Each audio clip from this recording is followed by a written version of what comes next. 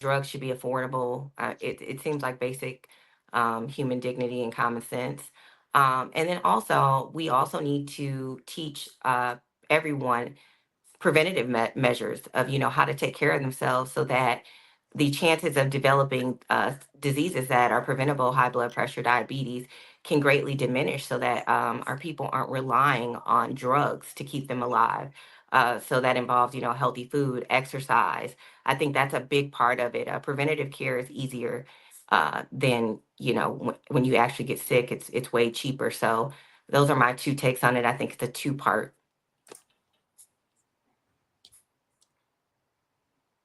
Ah, my computer is tripping. Gremlin, stay away, stay away.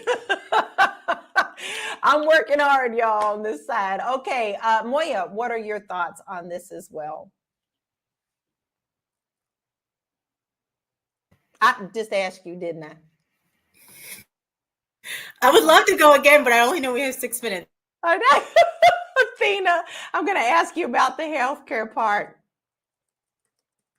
Listen, healthcare is very important in this country because if you cannot afford healthcare, all of that cost ends up going back to as a burden as a taxpayers. Also, healthcare debt is also a big contributor to another reason to why people can't afford homes, because they maybe gotten sick, couldn't afford it, went to the hospital, got sick, and now they have this huge healthcare bill that they cannot afford to pay. So I think that we need to look at whether it's Trump or Harris, what are they specifically trying to do to help us combat this problem?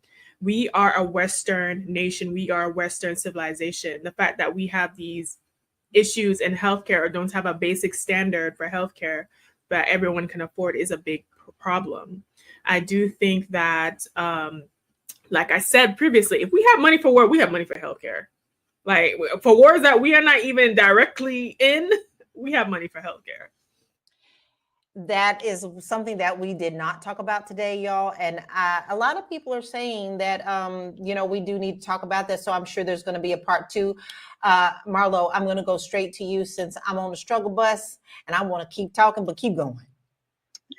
Yeah, I think everyone's already said it. Healthcare is a healthy nation is a prosperous nation, right? If people are losing their homes because they get sick, because their health insurance sucks, if people get sick and all of a sudden their lifestyle has to take a huge turn because Pharma Bro is allowed to charge $10,000 for an insulin shot, or whatever these absorbent costs are that people have decided, oh, what's your life worth to you? Let me charge and just see how much people are willing to pay to stay alive. I think that is the ugliest part of American culture, is the way that the healthcare system has been run into the ground by corporations. I think we got to get corporations out of hospitals.